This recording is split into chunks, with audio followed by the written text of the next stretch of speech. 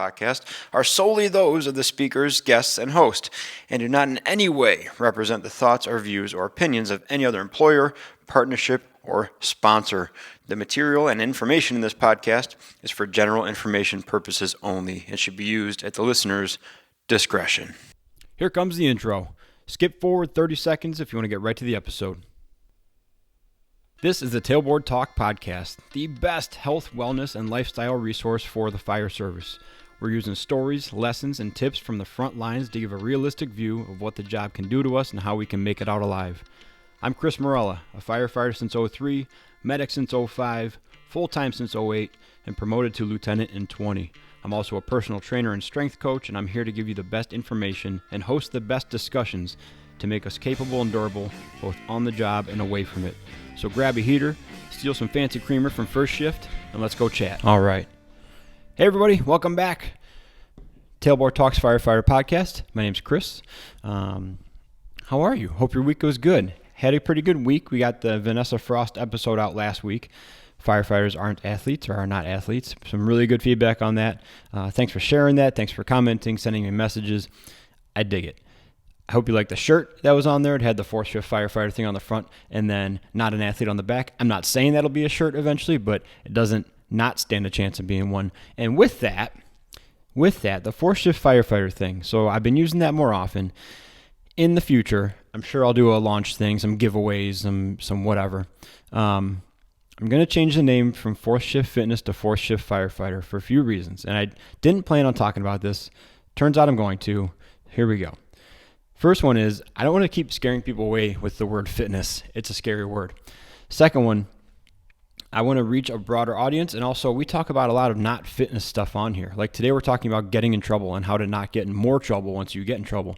Not really a fitness thing, right? But something that I've been in trouble. I've worked through it. I've come out the other side okay so far. And it's an important firefighter thing. So I want to be able to talk about it. And I want to have guests on that aren't necessarily just fitness people. So changing the name to 4th Shift Firefighter, that'll be happening eventually. I know I'm kind of ruining the big drop, but look for that. I'll have different stickers, say 4th Shift Firefighter on it. I'll still use the 4th Shift Fitness circle logo for the fitness stuff, but the overall company will change. Okay, so let me get back to my notes here. And with that, and now getting away from fitness, let's talk about fitness. I registered for an 80-mile bike ride at the end of August. Long story short, I said I was going to do this like a year ago. Then we planned a vacation, a camper trip, the week after, so I figured it was scrapped. And then like 2 weeks ago, Katie was asking me if I was still going to go on my 80-mile bike ride, and I said no. And then she said, why? And then I didn't know. So I found a different one. It's 80 miles. It's in Michigan. It's on August 26th, I think. So I've already posted a few training log things from my 4th Frontier heart rate strap, heart rate monitor, smart EKG monitor. I'm going to do some more of that stuff. That'll be on Instagram. Now going down that vein, I've also set a time limit of 1 hour per day on Instagram. Tried that time thing. I just get sucked into it, man. And I don't doom scroll necessarily. I know that's a thing. What I do is I hate scroll. So I end up going and finding people I don't like or that aggravate me. I look at what they're doing. Not very healthy. Big waste of time. Has given me some good content and will again in the future, but it's just not productive. There's so many other things that are on my to-do list that I don't do because I'm busy hate scrolling Instagram. All right. If I'm going to be on Instagram less, on social media less, that means that I have to beg and plead and ask that you guys share an episode if you find one you like or one that resonates with you or your crew or whoever or your spouse or whatever. That will significantly help me stay off social media more and also keep the show growing, which it still is. But even with the community I've talked about in the past, you guys show up, dude. You guys show up, time and time again. I keep asking questions on Instagram, keep doing polls and stuff, and you guys keep showing up with numerous responses, and I dig it. It helps me a lot with getting these episodes together. Let's talk about screwing up. And usually when we screw up, the next question is like, well, now what? And that's where we get in trouble. Typically speaking, and this will be a big circular conversation, typically speaking, what you did is far less important than how you handle it and how you react to it when you're confronted with it. And we'll get into that kind of towards the end here, but I messed up the other day. And if you want to hear the details on how I screwed up, I'll tell you next time I see you. I'm not afraid to talk about it, but it just happened. And I'm letting the dust settle a little bit. I'm not trying not to draw too much attention to myself. And I understand by not talking about it, there's more interest in it, but let's be honest, who's really going to approach someone and ask them in person besides the 10 people I already have what happened? Anyways, if you want to talk to me in person, invite me out to the department to speak. I'm good with that too, and I'll tell you all kinds of stories. Anyways, I screwed up the other day. It ended up with me calling 3 different people and explaining what I did wrong, what I was thinking, what my intent was, where I went wrong in trying to execute it. And long story short, I was able to kind of explain it away. And most importantly, I outlined the steps of what I was doing to make sure it didn't happen again. So for all 3 people, I say, hey, listen, I looked up the correct resource, and I'm logging some training hours on right now. This is not something that's going to happen again. This was a whoopsie, and I'm going to make sure it was just a whoopsie. So we're all good. And that's an important part of screwing up. Is one of the worst things you can show when you screw up is indifference. And I think a lot of times that's our ego talking, right? Like we want to pretend like we don't care, or it's not a big deal, or who cares anyways. Well, I can tell you from an officer perspective, indifference is the last thing I want to see if you screw up. I want to see that you recognize you made a mistake, something did not go well, or some mistake was made, or some error was made, and I want to see you recognize it to the level that I believe that you care enough about it that you're not going to do it again. That's what's important to me as an officer. If you do something boneheaded and show indifference, there's a lot more conversations that need to happen, because now I don't know if you're so indifferent to it truly that you are not afraid of this happening again, or at least conscious of this potentially happening again. That's a big issue for an officer. So don't show indifference. Take quote unquote ownership of it, and go from there. Now I have a bunch of things written down. Okay. The first one is admitting fault, which is also one of the harder things to do, right? Admitting fault does a couple of things. When you get in trouble, you screw up, whether it's when you get confronted with it or when you recognize it, admitting fault is one of the best things you can do for a couple of reasons. First of all, it lets you kind of tell the narrative of what happened, right? If I had just messed up and then let whatever happens, the story that would have come back to me through the chain would have been likely completely different than what actually happened. Instead, I kind of got ahead of it, right? I don't like to call it like damage control, because you're not. You're just kind of explaining what happened. And it still might not control any damage, but at least the real story will be out there. But you get to set the narrative. You get to get the real story out before the rumor mill starts flying. Not that ever happens in the fire service. I'm not saying that, right? But that's the power that you give yourself when you admit fault. You get to set the narrative from the beginning. It might get away from you. Now, important part of that is make sure it's a true narrative. Major key factor in that. Make sure you're not lying, which is another point down here. But admit fault. All right, that's step 1. The other thing that admitting fault does is it builds your credibility even when you screw up. So it basically lets your superiors know that you're not trying to get away with something. You're admitting, like, I screwed up. And if you do that, then the next time you screw up, they're probably going to believe you when you tell them that it was an honest mistake or an oversight or something like that. You're not setting the tone of basically you trying to get away with things over and over. So when something truly significant happens, they're not already robbed of their opinion of you. You're showing character, you're showing integrity, and that you can be trusted even when you mess up. And you're reliable even when you mess up, and your character and integrity aren't abandoning you when something goes sideways. So admit fault. You might have to fall on your sword a little bit. That's just part of the game, man. That's part of screwing up. It's not the most comfortable thing in the world. For a reason, you screwed up.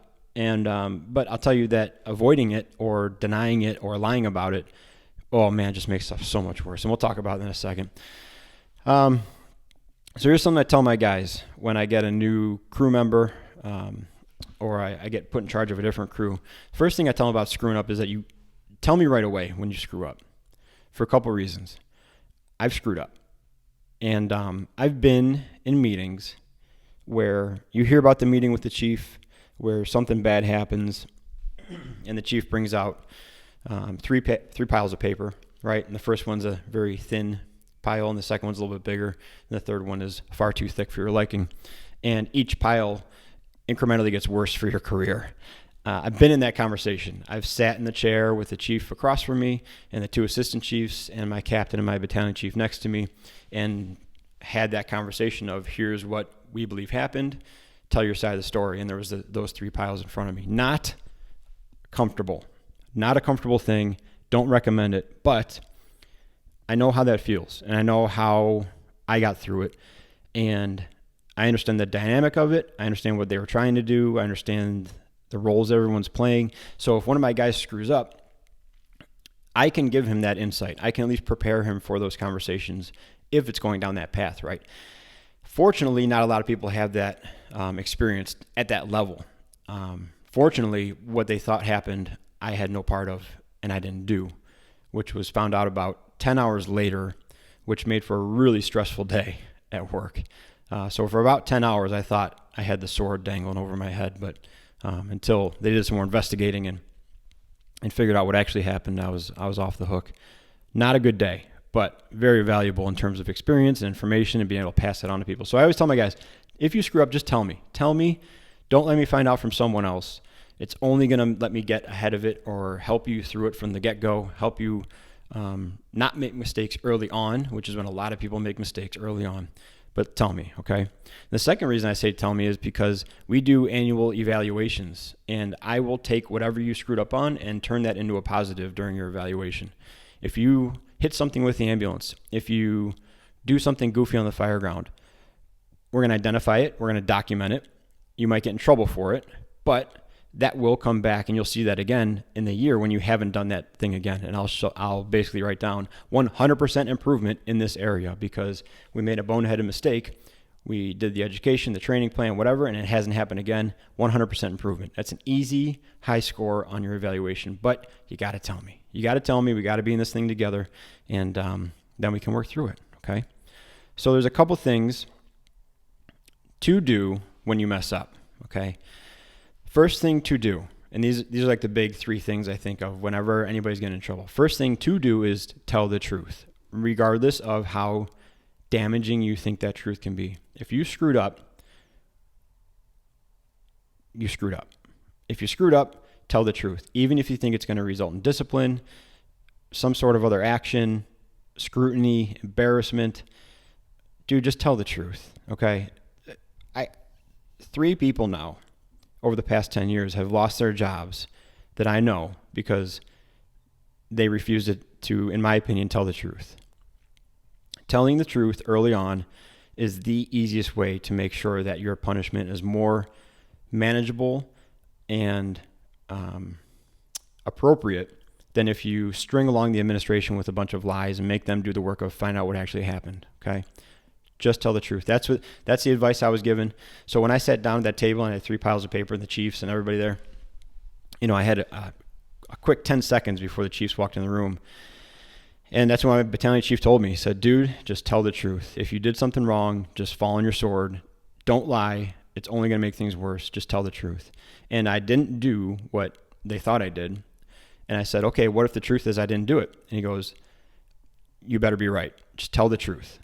So that's another part of this thing is that if they're coming to you, right, and you're being interviewed for something, they should, and typically they do, have like a 90 to 99% complete story of what happened. They may need your input if it wasn't directly you that did something, but at that point, they've heard a story, investigated it to a point where they think it's credible, gathered information, went and compiled potential results from this instance, got everybody together, and then came and talked to people. They have a pretty good idea what they're talking about or doing. It's like when you're talking to the kids and you're asking them a question, but not really because you don't know the answer, because you want to see if they're going to try to get away with something. That's kind of what these things are like. Now, in my case, luckily, it was untrue, and that's a favorable outcome. I mean, that's the easiest one because I could truthfully say, I didn't do that, and then it was all good. But tell the truth, okay? Now, the other thing that lying does is if you lie initially, right, and then your conscience gets the best of you or you finally get counseled by someone you trust and you go, you know what, I got to come clean. And you have your meeting again and you say, okay, here's what really happened. And you lay it out there. It's not going to have the same effect and you're not as believable as you were in the first 5 minutes. So now what it turns into is a game of, I wonder what he's lying about now, or I wonder how close to the truth this is. And that is not a game you want your chief playing or your administration playing when you're trying to convince them of you not getting in trouble. Okay, so just tell the truth early on. All right, the other one, don't immediately go on the offensive and don't start blaming people for a couple of reasons. First of all, you might not be the person in trouble, but if you're in that room and they're talking about discipline, chances are you were involved in it somehow. And you may get a fraction of the discipline that the main players are getting. But if you start selling people out, all that's going to do is, first of all, show them you have no integrity or character. It's going to destroy trust between you and your peers, whoever you're selling out. And then it's going to just set the foundation that this is going to be a difficult thing, okay? This happened to me one time. I was a fill-in officer at a station. The other engine officer said, hey, I got to confront this guy about a skill set, but you and this guy have history about this particular skill set, but I need you to be there because I need him to know that it was this guy identifying the skill set deficiency, not Chris. He goes, but I need you there because I know he's going to automatically think it was you, and then we can kind of hammer this out in the room. And dude, as soon as this guy said, hey, so-and-so, come on in here, we got to talk about this, sat him down, said, here's the issue I have with your skill set in this particular area. Immediately that guy went on the offensive. Pointed fingers at me, pointed fingers at other people.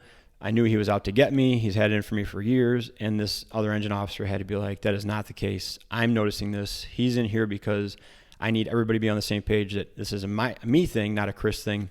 This guy went on the offensive, ruined his relationship with the crew, ruined his relationship with the officers because now we know that he's just going to sell anybody out to save himself. It took a long time to get that trust back. In the end, he was still wrong. He still had a deficiency, and we still did a training plan, and he still got better at it. So all that stuff in the beginning when he flew off the handle and blaming people and going on the offensive, all that did was damage, and nothing changed. Nothing changed in the future. No training plan changed. He was still in trouble. Nothing changed. All he did was hurt himself. So just avoid the temptation to start firing back right away, blaming people, saying it's not my fault, so-and-so did this. What about this guy? He's done that.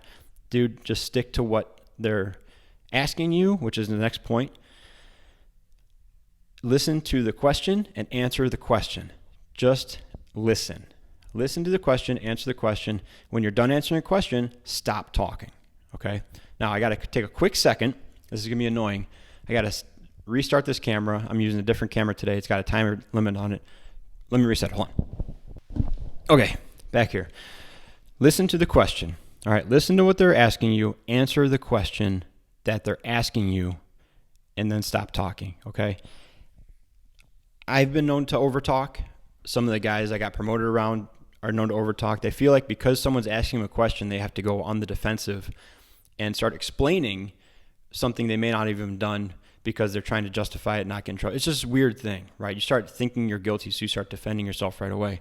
You will have a chance to explain yourself because if it's a yes or no question or even like, tell me what happened, first of all, just tell them what happened. Don't lie. If it's a yes or no question, the next question they're going to ask you is, what were you thinking? Or why did you do that? That's your time to start explaining. That's your time to give backstory, context, intention, or intent behind what you did, whatever, okay? The wrong time to do it is to say, did this happen? And you start saying, well, here's what I was thinking, and here's what happened, and here's the other side of it. All that's doing is making them say, why is this guy working so hard to not answer this question? Dude, just answer the question, listen to it, answer the question, and when you're done answering the question, stop talking. It's just like any other job interview, okay? But you can overtalk so quickly, get yourself into more trouble, implicate yourself in stuff, admit to things that you do not mean to and are not related to what they're talking about because of nerves, okay? So just listen. Listen and answer, okay? So this is a relatively quick one today, okay? I got a couple points in there, okay? Tell the truth. Don't lie. Same thing. Don't go on the offensive. Listen, answer the question. Okay. Yeah, that's pretty good. This is hopefully one of the more useful episodes because we're all gonna screw up, dude. Unless your sole purpose in life is just to clean toilets and run fire alarms and carry cans, you're going to screw up. If you're trying to make moves, if you're trying to be aggressive, make a difference, help people out, go out of your way, go above and beyond, you're going to stumble. You're going to screw up. Intentionally or not. All of our lives are different. We all do stupid stuff for one reason or other or no reason at all, but we're all going to screw up, okay? In my experience, the most important times, after you screw up, you do the thing stupid, okay? The most impactful points of that experience are like the first minute after you get confronted with it, okay? Then like the next 2 weeks afterwards. If you start firing off stuff, go flying off the handle immediately, that does not look good. That does not paint an innocent picture or a reasonable person picture, right? And then once you calm down from that meeting, let's say you compose yourself well in the meeting and you're just frustrated. The next 2 weeks, you start spouting off about the department, this, that, trying to tell your story against the administration, how they're screwing you over. That is not going to help, okay? So the first minute or so after you get confronted with it, control yourself, okay? And then understand that you're on the radar. You're being looked at now. And how you respond in the next couple weeks is really going to impact kind of how this thing gets handled, okay? It's not going to be fun. It's not going to be easy. It's going to suck real bad. You're going to be reminded of it constantly. You're going to be a talking point for a while. You are going to be an example for a while, okay? But if you do these things I told you to, or at least try to, you're going to be a talking point for a lot less time. If you think of the people who have really screwed up that we still talk about years and years and years later, it's probably because they did something dumb after they screwed up. And if they would have just told the truth right away, admitted fault, taken their punishment, whatever it was, if they would have done those things, the actual act that they did, the actual screw up they did was probably far less severe than it had to be. But because they chose to act a certain way or do something goofy after the fact, it made what they did that much worse. And they actually got punished for how they acted, not the act itself, if that makes sense. So we're going to screw up, but do your best afterwards to not make it worse, okay? I think that's good enough. That's got to be like just around 25 minutes. Real quick, and I got to splice this in there real quick. I forgot this part. There's an obligatory statement in there if you're a part of a union department, and Joe Galley probably wants me to say this. If you think that a conversation with a supervisor or anybody is going to lead to discipline, it's always smart to have a union representative as a witness, okay? Now, here's the thing about unions and union representatives and shop stewards, stuff like that. And this is a whole nother conversation, so I'm just going to give you the outline real quick. Unions are not your personal injury attorneys. They're not your personal lawyers or defense attorneys, anything like that. Unions and cities come to an agreement, okay? And they decide this is the code of conduct and the expectation for the employees. If an employee goes outside of that code of conduct, they're going to get in trouble. That's the agreement, right? If you play outside the rules, you're going to get busted. You're going to get a penalty. The union's job is to make sure that both people there play inside the rules when it's time for punishment time, okay? So as long as the city is doing what they're supposed to do by the book in terms of progressive discipline or investigations or whatever, the union is happy. All good, okay? Now, that gets into a conversation because we've had some people that are like, union didn't fight for me, they didn't stand up for me. Well, you screwed up, man. You blew it. You did something indefensible by our contract or by the department rules, and you're going to get in trouble for it. All the unions there to make sure that the department or the city doesn't overstep and take egregious discipline or something like that or become just unruly in their discipline. So have that union rep there, but understand they're just there to make sure both sides are following the rules while you get in trouble, okay? Bigger conversation. Sorry if that ruffles some feathers. That's my view of the union, and I think that's an accurate view of the union. Okay, so that's the episode now. If you guys dig the show, feel free to donate. We got a Buy Me a Coffee button on the website, the existing website now, Fourth Shift Fitness. If you like any of the episodes and you feel like any of this information might be cool to hear in person, I am super duper available for hire. You can hire me out to your department. I really want to get into speaking at conferences and symposiums and stuff like that. Going to departments is cool, but usually what happens is like one guy will want me to come in, right? He'll be the guy that listens to the podcast, and then he'll tell a few other guys that are like, yeah, it could be pretty cool. So I go in there, and those 4 guys are cool and they care. The other 10 are there on mandatory training, and they could not care less, right? So it's a pretty difficult room. I still have fun with it. It's still a challenge. I like to do it.